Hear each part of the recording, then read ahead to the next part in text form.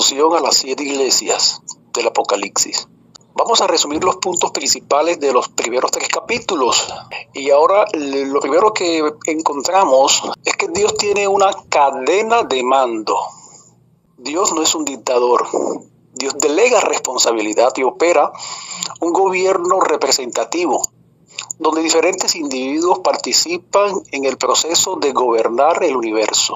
Vamos a Apocalipsis capítulo 1 y los versos 1 y 2, para que ustedes vean cuál es la cadena de mando que tiene Dios. La revelación de Jesucristo que Dios le dio para manifestar a sus siervos las cosas que deben suceder pronto, y la declaró enviándola por medio de su ángel a su siervo Juan, que ha dado testimonio a la palabra de Dios y del testimonio de Jesucristo y de todas las cosas que ha visto. Ahora, ¿cuál es la cadena de mando que encontramos en estos versículos? Resumiendo, en primer lugar, Dios, el Padre, entrega el mensaje a Jesús. Dios se lo da a Jesús. Y luego Jesús le da el mensaje al Espíritu Santo. Y eso lo sabemos porque para cada iglesia dice en Apocalipsis 2:11, el que tiene oído, oiga lo que el Espíritu dice a las iglesias. En otras palabras, Dios le da el mensaje a Jesús, Jesús le da el mensaje al Espíritu Santo, y el Espíritu Santo le entrega el mensaje al ángel. El ángel le entrega el mensaje a Juan, y Juan luego escribe el mensaje que hoy conocemos como Apocalipsis, y lo envía a las iglesias. Y entonces los miembros de las iglesias deben proclamar el mensaje ¿a quién? Al mundo. Es decir, Dios tiene una cadena de mando, maneja el universo como si fuera una organización militar donde Él delega responsabilidad. Ahora, lamentablemente, nosotros muchas veces no tomamos en cuenta la importancia que tienen los ángeles en la economía divina. Ustedes notan aquí que dice que Dios le da el mensaje a Jesús, Jesús se lo da al Espíritu Santo y el Espíritu Santo se lo da al ángel. Y luego el ángel se lo entrega a Juan. Es decir, los ángeles juegan una función importante en la manera en que Dios opera el universo. Voy a empezar regresando a lo que ocurrió en la Torre de Babel, y ustedes dicen, pero hermano, ¿por qué usted va a regresar a hablar de la Torre de Babel si estamos hablando de Apocalipsis capítulos 1, 2 y 3? Ya van a darse cuenta por qué razón. En Génesis, el capítulo 11, 6, dijo Jehová, he aquí el pueblo es uno, todos tienen un solo lenguaje, ya han comenzado la obra y nada les hará desistir ahora de lo que ha pensado hacer. Descendamos y confundamos allí su lengua, para que ninguno entienda el habla de su compañero. Así los esparció Jehová desde allí sobre la faz de la tierra, y dejaron de edificar la ciudad. Por esto llamó el nombre a ella Babel. Ahora noten este detalle. ¿Quién confundió allí las lenguas? Porque allí confundió Jehová el lenguaje de toda la tierra, y desde allí los esparció sobre toda la faz de la tierra. Pero ahora quiero darles una cita muy interesante del Espíritu de Profecía, Historia de la Redención, en la página 75. La torre alcanzaba ya una gran altura cuando el Señor envió 2 ángeles para que los confundieran en su trabajo. Interesante, ¿verdad? Génesis dice que ¿quién confundió? Jehová. Y aquí dice la sierva del Señor que Dios envió ¿a quién? A 2 ángeles para que confundieran en su trabajo. Se había encargado a ciertos hombres que recibieran indicaciones de los que trabajaban en lo alto y que dependían materialmente de su trabajo. De manera que al principio se comunicaban con el segundo y el segundo con el tercero hasta que el pedido llegaba a los que estaban abajo. Ahora escuchen lo siguiente. A medida que el mensaje pasaba de uno al otro, en su descenso los ángeles confundieron sus lenguas, y cuando el pedido llegó a los obreros que estaban abajo, se proveyó material que no habían pedido. Interesante lo que dice la sierva del Señor. Aquí, ¿quiénes fueron los que impartieron el don de lenguas en la Torre de Babel? Dice Génesis, Jehová, ¿verdad? Pero ¿cómo lo hizo Jehová? ¿Lo hizo por medio de qué? Por medio del ministerio de los ángeles. ¿Será que el día del Pentecostés también el derramamiento del Espíritu Santo fue que Dios usó a los ángeles para impartir el don de lenguas? Vamos a Hechos, el capítulo 2 del 1 al 4. Cuando llegó el día del Pentecostés, estaban todos unánimes juntos y de repente vino del cielo un estruendo como de un viento recio que soplaba, el cual llenó toda la casa a donde estaban sentados. Y se les apareció lenguas repartidas como de fuego, asentándose sobre cada uno de ellos, y fueron todos llenos del Espíritu Santo, y comenzaron a hablar en otras lenguas, según el Espíritu les daba para que hablase.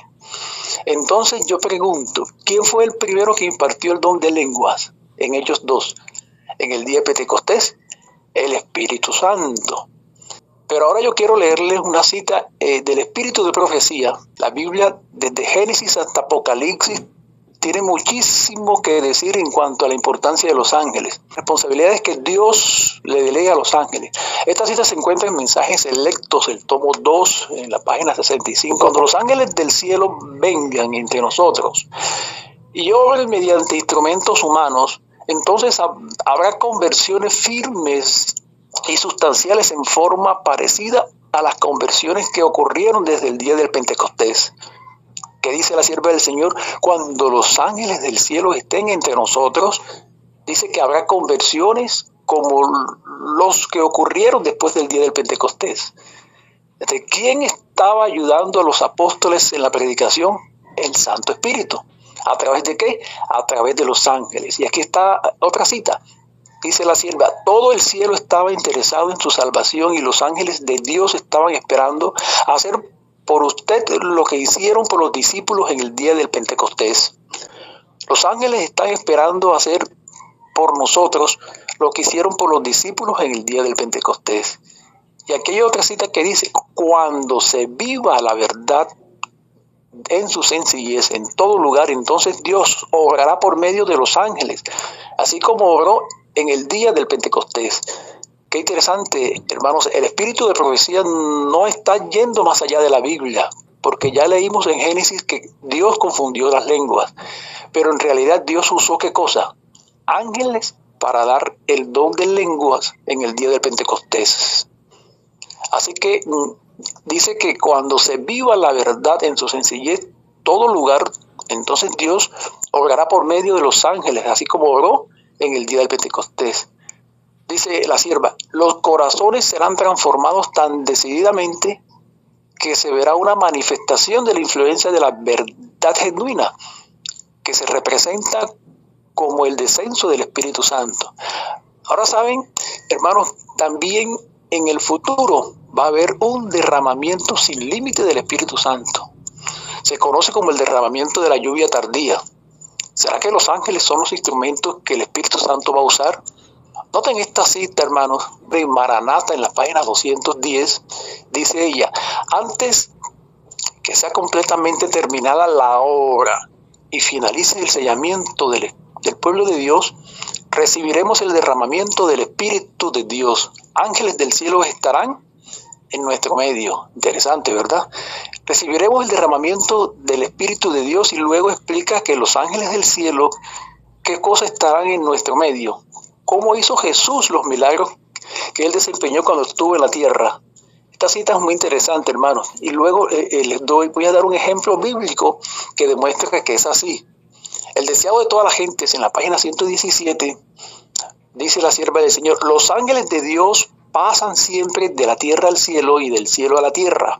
Ahora escuchen bien, los milagros de Cristo a favor de los afligidos y dolientes fueron realizados por el poder de Dios mediante el ministerio de los ángeles. ¿Cómo es que Jesús desempeñaba sus milagros? ¿Cómo los realizaba? Fueron realizados por el poder de Dios, pero mediante el ministerio de los ángeles. Y por medio de Cristo, por el ministerio de sus mensajeros celestiales, como nos llega toda bendición de Dios. Amén, ¿verdad? Ahora, ¿cómo nos llega la bendición de Dios? Es la pregunta. Nos llega por medio del mensajero celestial, de mensajeros celestiales. Ahora quiero darles un ejemplo de esto que encontramos en la Escritura. En Mateo 8, en los versos del 5 al 8, y luego leemos el 13. Entrando Jesús en Capernaum, vino a él un centurión, rogándole y diciendo, Señor, mi criado está postrado en casa, paralítico, gravemente atormentado. Por mucho tiempo yo pensaba, cuando Jesús dijo, sea sano, de alguna manera la palabra de Dios salía volando por el cielo y sanó al que estaba allá. Pero el versículo 7 dice, y dijo Jesús y le dijo, yo iré y le sanaré. Luego explica qué es lo que quiso decir. El centurión entendió que no fue así. Noten lo que sigue diciendo en el verso 8. Y respondió el centurión y dijo, Señor, yo no soy digno que tú entres bajo mi techo. Solamente di la palabra y mi criado sanará. Ahora fíjense, hermanos, lo que dice el centurión en el verso 9. Porque también yo soy hombre bajo autoridad y tengo bajo mis órdenes soldados y digo a este ve y va y al otro ven y viene y a mi siervo haz esto y lo hace. Entonces la pregunta es, ¿cómo es que el centurión lograba cumplir su función? ¿A través de qué? De su mandato, de su poder, de su gobierno, de sus soldados. Ahora escuchen la cita del Espíritu de Profecía en el Deseo de toda la gente, en la página 286. El centurión estaba hablando como yo represento el poder de Roma, dice el centurión, y mis soldados reconocen mi autoridad como suprema. Así tú representas el poder del Dios infinito y todas las cosas creadas obedecen tu palabra. Puedes llamar a tus mensajeros celestiales y ellos impartirán virtud sanadora. Pronuncia tan solo la palabra y mi siervo sanará. Es decir, hermano, cuando Jesús pronunció la palabra, el ángel que iba en camino para impartir virtud sanadora a ese que estaba enfermo.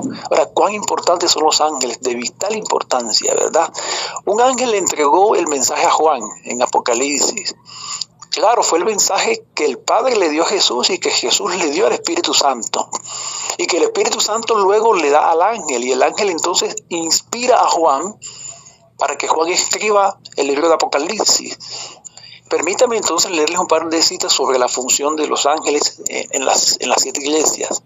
En Palabras de Vida del Gran Maestro, en la página 122, encontramos esta cita hablando sobre el fariseo. Dice la sierva del Señor, el fariseo no sentía ninguna convicción de pecado. ¿Quién es el que convence de pecado? El Espíritu Santo, ¿verdad? El fariseo no sentía ninguna convicción del pecado. El Espíritu Santo no podía obrar en él. Su alma estaba revestida de la armadura de justicia propia que no podía ser atravesada por los aguzados y bien dirigidos dardos de Dios arrojados por las manos angelicales. ¿Captaron lo que está diciendo la sierva? ¿Quiénes eran los que lanzaban las flechas de la verdad? Los ángeles. ¿Como instrumento de quién? Del Espíritu Santo. Aquí hay otra cita del Ministerio de Oración en la página 325. Dice la sierva, la Biblia nos muestra a Dios en su alto y santo puesto, no en estado de inacción, no en el silencio y la soledad, sino rodeado de millares y millones de seres santos, siempre a la espera de sus órdenes. Por medio de estos mensajeros permanece Dios en comunicación activa con todas las partes de su dominio. ¿Cómo es que Dios se mantiene en comunicación activa con todas las partes de su dominio? Por medio de los mensajeros celestiales. Dice, por medio de su espíritu, está presente en todas partes mediante su espíritu y sus ángeles. Atiende y cuida a los hijos de los hombres. Por encima de las confusiones de la tierra, Dios está en su trono. Dice, todas las cosas están abiertas a su divina mirada y desde su grande y serena eternidad ordena lo que su providencia considera mejor. Ahí concluye la sierva del Señor esa interesante cita. Son algunas las citas que encontramos en el Espíritu de Profecía que explican la función de los ángeles. El ángel fue a donde? A Patmos. El ángel le impartió a Juan el mensaje que el Padre le dio a Jesús y que Jesús le dio al Espíritu Santo. Ahora queremos hacernos una pregunta. ¿Por qué se escogieron estas 7 iglesias para que fueran mencionadas en Apocalipsis capítulo 2 y 3? Muchas iglesias existían en Asia Menor. ¿A dónde estaban localizadas estas 7 iglesias? Por ejemplo, había la iglesia de Troas, la iglesia de Aso, la iglesia de Mileto, la iglesia de los Colosos, recuerden, la iglesia de Hierpalos, La iglesia de Magnesia, muchas iglesias en Asia Menor. ¿Por qué razón el Espíritu Santo a través del ángel escogió estas 7 iglesias para mencionarlas en Apocalipsis, los capítulos 2 y 3? Hay en realidad, hermanos, 2 razones. Y en primer lugar, porque si ustedes miran la geografía de las 7 iglesias van a encontrar algo muy interesante, y es que el lugar donde estaban localizadas estas iglesias forman un candelabro, y se mueven de izquierda a derecha. Y Patmos es la base del candelabro. Van a encontrar que su espíritu, su orden correcto aparece. En este orden aparece Éfeso, Esmirna, Pérgamo, Teatira, Sardis, Filadelfia y la Odisea. Esas ciudades aparecen en el orden en que aparecen en Apocalipsis 2 y 3. Y ustedes saben, Cristo estaba caminando donde, hermanos, ¿en medio de qué? De los 7 candeleros. En segundo lugar, estas 7 iglesias ilustran la condición de la iglesia en diferentes etapas de la historia. Es decir, estas iglesias en Asia Menor tenían características que iban a ilustrar periodos de centenares de años de la historia de la iglesia. Quiero leerles una cita del Espíritu, libro de Hechos de los Apóstoles, en la página 585. La sierva dice: los nombres de estas 7 iglesias son un símbolo de la iglesia en distintos periodos de la era cristiana. Cada iglesia representa un periodo de la historia de la iglesia. Indica algo completo, es decir, el número 7 indica toda la historia de la iglesia. El número 7 indica algo completo y significa que los mensajes se extienden hasta el tiempo del fin de la historia, ¿verdad? Mientras que los símbolos usados revelan la condición de la iglesia en diferentes periodos de la historia, es decir, estas iglesias geográficamente en Asia Menor tenían características que iban a ilustrar periodos o etapas de la historia de la iglesia, porque tenían problemas y características que iban a profetizar 7 etapas de la historia de las cuales habría de pasar la Iglesia Universal. Ahora, ¿qué método debemos nosotros usar para interpretar las iglesias y las otras porciones del libro de Apocalipsis? Usamos el método que se conoce como el método historicista de las profecías, o el método histórico de interpretar las profecías de Apocalipsis y también de Daniel. Vamos a leer Apocalipsis 1, 19 y los versos 4 al 8. Se va a mencionar 3 etapas. Dice: el ángel a Juan: escribe las cosas que has visto. ¿Qué tiempo es el verbo pasado, verdad? Escribió, o escribe las cosas que has visto. Es tiempo pasado. Las que son, ¿qué tiempo será? Verbo presente. Y las que han de ser, ¿en qué verbo fue escrito? Futuro. Después de estas cosas, es decir, hay aspectos de las 7 iglesias de Apocalipsis que son pasados, y hay aspectos que son presentes, y hay aspectos que son futuros. Y Dios es el que controla y dirige todo, porque Él es el mismo ayer, hoy y para siempre. Para que ustedes vean cómo el libro de Apocalipsis representa eventos pasados, eventos presentes y eventos futuros. Eso del 4 al 8. En el 4, Juan a las 7 iglesias que está en Asia: gracias y paz a vosotros. El que es, ¿qué tiempo es ese? Presente. El que era, ¿qué tiempo es ese? Y que ha de venir, futuro, ¿verdad? Y pasado. Y de los 7 espíritus que estaban delante de su trono, y de Jesucristo, el testigo fiel, el primogénito de todos los muertos, y el soberano de los reyes de la tierra, al que nos amó. Estos tiempos pasados, y nos lavó. ¿Qué tiempo pasado? Y de nuestros pecados con su sangre, en el verso 6, y nos hizo, ¿qué tiempo pasado? Entonces, dice: reyes y sacerdotes para Dios su Padre, y a Él sea la gloria, el imperio por los siglos de los siglos. Amén. En el verso 7 dice: he aquí que viene. En realidad, el griego es un verbo en futuro. Vendrá. ¿Con qué? Con el vehículo de las nubes, hermano, allí en el Apocalipsis 1:7. ¿Y qué tiempo será? Futuro. Y todo ojo le verá. Y los que traspasaron y todos los linajes de la tierra harán lamentación por él.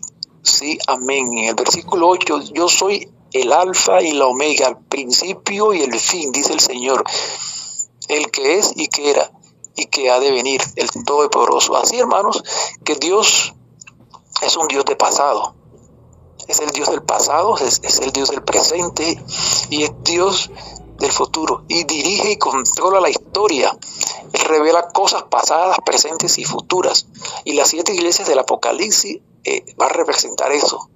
Tiempos del periodo de las iglesias en las novedades del pasado, del presente y del futuro. La hermana Elena de White en Hechos de los Apóstoles, en la página 466 y 67, tiene esta declaración interesante. Hablando del libro de Apocalipsis, algunas de las escenas descritas en esta profecía ocurrieron en el pasado, es decir, algunas de las cosas que están en Apocalipsis ocurrieron en el pasado, otras se están cumpliendo ahora en el tiempo de la hermana Elena de White y el tiempo de Juan, y algunas tienen que ver con el fin del gran conflicto entre los poderes de las tinieblas y el príncipe del cielo, y otras revelan los triunfos y alegrías de los redimidos en la tierra nueva. Amén, ¿verdad? Lo que dice la sierva. Entonces, fíjense, entonces, que hay algunas cosas en las 7 iglesias y en la época de la hermana de White que ya se cumplieron, y hay otras que estaban en el aspecto de cumplirse. Hay otras cosas que se mencionan que describen la crisis final. Y hay otras cosas que describen cómo será la vida cuando Dios haga cielo nuevo y tierra nueva, es decir, en el futuro. Entonces la clave es ver la secuencia de eventos en el libro de Apocalipsis. ¿Con qué cosa? Con el historicismo. La sierva del Señor escribió en cuanto al peligro de deslocar las profecías. Algunos tomarán la verdad que se aplica a su tiempo, dice ella, y la colocarán en el futuro. Colocarán en el futuro eventos que ya se cumplieron en la cadena profética en el pasado, y por medio de estas teorías se socava la fe de algunos. Así, hermanos, que cuando estudiamos las 7 iglesias del Apocalipsis hay que hacerlo con reverencia. Hay que ver la secuencia de eventos que nos quiere mostrar Dios en la historia de la iglesia. Por lo tanto, las 7 iglesias representan una cadena de eventos, un periodo histórico después de otro periodo histórico, desde los días apostólicos hasta el tiempo del fin. Una pregunta: ¿a dónde estaba Juan cuando escribió el mensaje de Apocalipsis y por qué estaba allí? En Apocalipsis del 1, del 9 al 11, está la respuesta. Dice: yo, Juan, vuestro hermano y copartícipe vuestro en la tribulación, en el reino y en la paciencia de Jesucristo, estaba en la isla de Patmos. ¿Dónde estaba Juan cuando escribió el mensaje que le impartió el ángel? En Patmos, ¿verdad? Por causa de la palabra de Dios y del testimonio de Jesucristo. Yo estaba en el Espíritu en el día del Señor, y oí detrás de mí una gran voz como la trompeta que decía: yo soy el Alfa y la Omega, el principio y el último. Escribe en un libro lo que ves y envíalo a ¿quién? A las 7 iglesias que están en Asia: a Éfeso, Esmirna, Pérgamo, Teatira, Sardis, Filadelfia y Laodicea. Así que Juan estaba ¿dónde, hermanos? En Patmos. ¿Por qué estaba en Patmos? Porque había dado testimonio de Jesucristo. Ahora digamos algunas cosas en cuanto a Patmos. Patmos era una isla, o es una isla porque todavía existe. Queda en el mar Egeo, más o menos a unos 80 kilómetros de la ciudad de Éfeso. Y es una isla que tiene aproximadamente 25 kilómetros cuadrados. Es decir, es una isla relativamente pequeña. Pero no tiene árboles, no tiene ríos. En la época de Juan, esa isla era como el Alcatraz o el San Quintín, o el caso de aquí de Gorgona, la isla Gorgona, que era una prisión acá en Colombia. Enviaban allí, en esa isla, a los peores criminales, a la isla de Patmos, y allí estaba Juan. Pero una pregunta: ¿acaso Juan era un criminal? No. Entonces, ¿por qué estaba en la isla de los peores criminales? Y el espíritu de profecía y la tradición eclesiástica nos ayuda a entenderlo. Según Elena de White, el emperador Domiciano, quien gobernó a finales del siglo I, procuró matar a Juan. En el libro de Hechos de los Apóstoles, en la página 424, dice: Juan fue echado en una caldera de aceite hirviendo, pero el Señor preservó la vida de su fiel siervo, así como protegió a los 3 hebreos en el horno de fuego. Mientras se pronunciaban las palabras: así perezca todos los que creen en ese engañador Jesucristo de Nazaret. Juan declaró: mi maestro se sometió y pacientemente a todo lo que hicieron Satanás y sus ángeles para humillarlo y torturarlo, dio su vida para salvar al mundo. Me siento honrado de que se me permita sufrir por su causa. Soy un hombre débil y pecador. Solamente Cristo fue santo, inocente e inmaculado. No cometió pecado ni fue boca. Estas palabras tuvieron su influencia y Juan fue retirado de la caldera por los mismos hombres que lo habían echado. ¿Cuándo recibió Juan su revelación?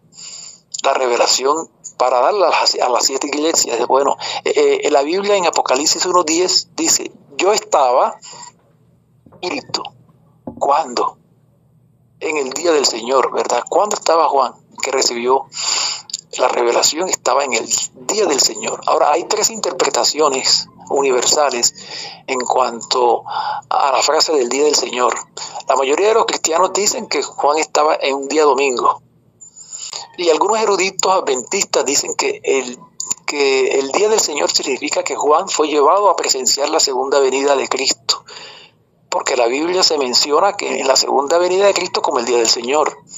Grande y terrible, ¿verdad? Entonces dice que fue llevado en visión a la segunda venida de Jesús.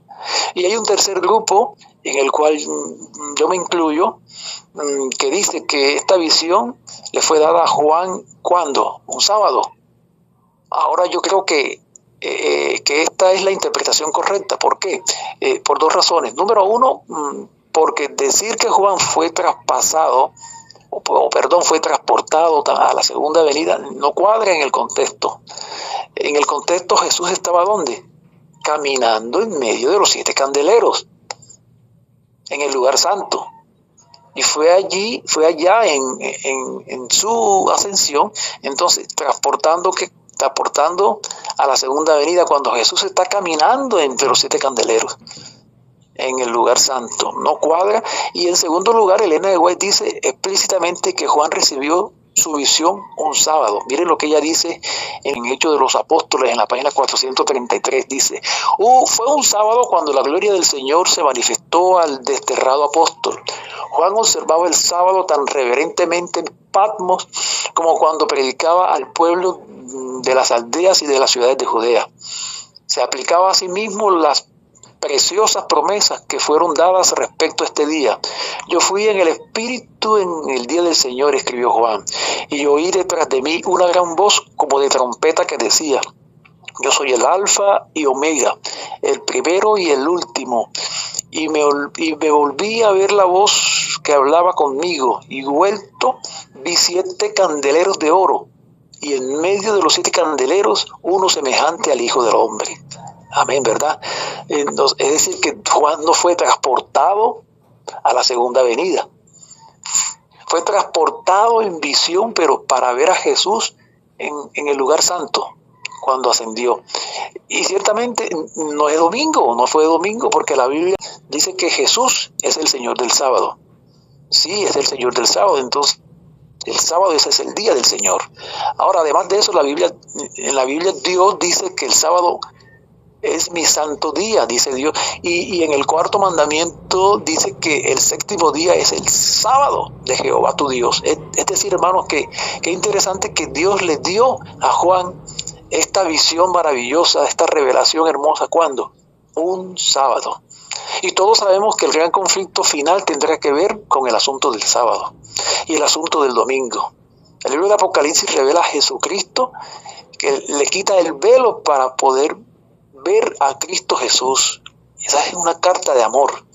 Lo mismo dice en los días de Isaías. En Isaías 29, 11 y 12 dice: yo será toda visión como palabras del libro sellado, el cual si diera al que saber leer y le dijera: lee ahora esto, él dirá: no puedo, porque está sellado. Y así dirá el libro que no sabe leer, diciendo: lee ahora esto, y él dirá: no sé leer. Es decir, hermano, que hay una forma de entender e interpretar el libro porque está sellado. decían en los días de Isaías. Ahora, si hay un libro que fue sellado hasta el tiempo del fin, ese fue el libro de Daniel y no el de Apocalipsis. En el Daniel 12:4 dice, pero tú, Daniel, cierra ¿qué cosa? Las palabras. ¿Y qué? Y que sella el libro para siempre. No sella el libro del sello de Apocalipsis. ¿Hasta cuándo lo va a sellar? Hasta el tiempo del fin. ¿Y el tiempo del fin comienza cuándo? En 1798. Muchos correrán de aquí para allá y la ciencia, que es la ciencia de las profecías, el conocimiento de las profecías aumentará, porque se le va a quitar el sello al libro de Daniel. Ahora, el libro de Apocalipsis es el libro que le quita el sello al libro de Daniel. Quiero leerles una cita un tanto larga, pero interesante. En Hechos de los Apóstoles, en la página 466 y 67, dice, esta revelación, el libro de Apocalipsis, fue dada para la orientación y el aliento de la iglesia durante la dispensación cristiana. Y sin embargo, ha habido maestros religiosos que declaran que el libro de Apocalipsis fue sellado y que sus secretos no pueden explicarse. Como resultado de que muchos han dejado de lado el registro profético y rehusado dedicar tiempo al estudio de sus misterios.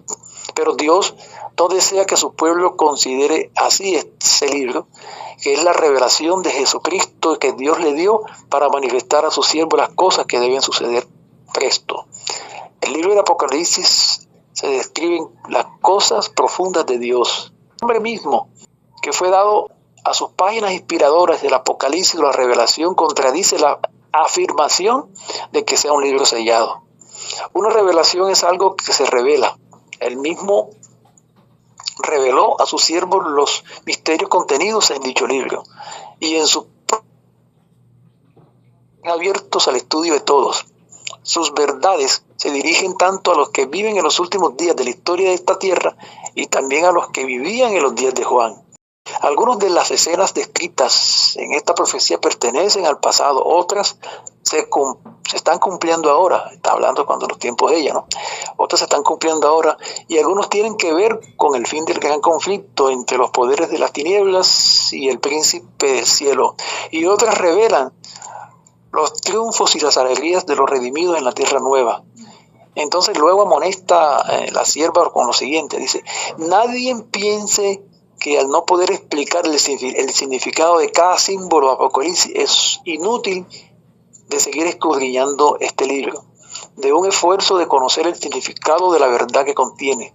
El que reveló esos misterios a Juan dará al investigador diligente, ¿qué clase de investigador? Diligente de la verdad y un goce anticipado de las cosas celestiales. Y continúa diciendo, los que tengan sus corazones abiertos para la recepción de la verdad serán capacitados para entender las enseñanzas y se les otorgará la bendición prometida a los que oyen las palabras de esta profecía y guarden las cosas escritas en ella. En el Apocalipsis, todos los libros de Daniel son una profecía y Daniel, el otro, una revelación, ¿verdad? El libro fue sellado, no fue el de Apocalipsis, sino aquella porción de la palabra de Daniel, que se refiere a los últimos días. El ángel ordenó, tú, empero a Daniel, cierra las palabras y sella el libro hasta el tiempo del fin. Y en tercer lugar, hermanos, en Apocalipsis 22, dice que el libro no está sellado. Se le dice a Juan, no selles las palabras de la profecía de este libro porque el tiempo está cerca. Y finalmente Dios manda a las 7 iglesias que oigan lo que el Espíritu dice a las iglesias. ¿De qué valdría oír lo que el Espíritu dice a las iglesias si nadie lo puede entender, hermanos? De nada, ¿cierto? Dice la sierva que no. Estas son evidencias de que el libro de Apocalipsis se puede entender. Y ahora, ¿a quiénes dirigió Dios este libro? En el libro de Apocalipsis no fue a los ateos, no fue escrito para los incrédulos. El libro fue escrito para los fieles de Dios, para que luego ellos lo compartieran con otros. Noten lo que dice Ezequiel 3 y el versículo del 1 al 5. Ezequiel 3 del 1 al 5 dice, me dijo, hijo del hombre, come lo que hayas, come este rollo ahora. ¿Qué significa comer el rollo? Nadie anda comiendo libros, ¿verdad? La verdad que no, ojalá que no, porque le daría indigestión. Pero así dice Ezequiel, come el rollo, cómete el libro. ¿Qué significa esto? Significa asimilar. Que el mensaje del libro ahora, cuando se asimila el mensaje, hay que obedecerlo, leerlo y estudiarlo y comprenderlo. Así habla a la casa de Israel, termina con Ezequiel, ¿verdad? Es decir, cómete el mensaje y luego que háblalo, compártelo. Y dice en el versículo 2, a mi boca me hizo comer aquel rollo y me dijo, hijo del hombre, alimenta tu vientre y llena tus entrañas a este rollo que yo te doy. Yo lo comí y fue a mi boca dulce como la miel. Luego me dijo, hijo del hombre, ve y entra a la casa de Israel y haz qué cosa, habla a ellos mis palabras. Interesante, ¿verdad, hermano? ¿Qué le dice el ángel a Juan? Entonces, que profetice de nuevo. Es decir, es necesario que tú hables otra vez lo que está contenido en el rollo. Eso le dice el ángel a Juan. La palabra declaró donde dice que declaró a Juan, ¿verdad? La palabra semiano en griego, de donde viene, es nuestra señal de palabra, es la expresión de explicar algo. Es decir, el libro de Apocalipsis está escrito ¿qué cosa? En señales, en lenguajes simbólicos, por así decirlo. Es decir, el libro de Apocalipsis, en el libro podríamos decir que criaturas hay que descifrar, que hay que decodificar. Hermanos queridos, es muy interesante. En este estudio vamos a mirar que las iglesias, una por una, se van a estudiar una por una en los siguientes días. Entonces vamos a ver toda la historia de la iglesia y cómo Dios está en el control de la historia y cómo Dios dirige todo hasta el fin de lo que Él ha establecido. Que el Señor nos bendiga en esta mañana y permita, Señor, que nos dé entendimiento para comprender este mensaje.